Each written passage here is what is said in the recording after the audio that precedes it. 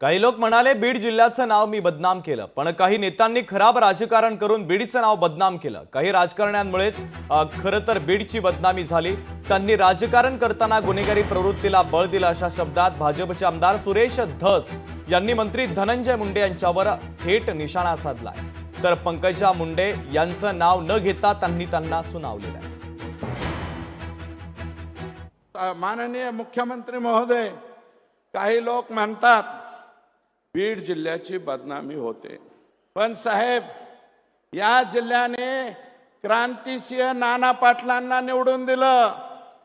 या जिल्ह्याने रखमाजी पाटील गावडेंना निवडून दिलं, ज्यांचं गाव 3 किलोमीटर अंतरावर आहे। धनगर समाजाचे होते ते, त्यांना या जिल्ह्याने निवडून दिलं। माननीय केशर काकू क्षीरसागरांना या जिल्ह्याने निवडून दिलं। या जिल्ह्याने बबनराव ढाकणे साहेबांना निवडून दिलं। या जिल्ह्याने प्रमोदजी महाजन साहेब एवढा उंचीचा माणूस या जिल्ह्याने दिला। आणि गोपीनाथरावांचं तर काय सांगायचं। गोपीनाथराव मुंडे साहेबांनी एवढा नेता, पहाडा एवढा नेता या जिल्ह्याने दिला। साहेब, लोकशाही मराठी ऐका, पहा, जागरूक रहा।